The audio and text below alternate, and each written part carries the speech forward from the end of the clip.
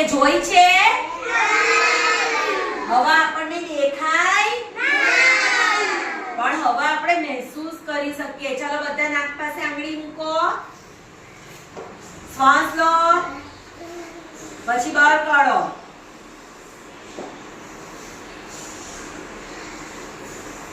આંગળી પર કશું ગરમ ગરમ લાગ્યું ને? એ હવા છે. શું છે? હવા. આપણી આજુબાજુ શું હોય છે? હવા.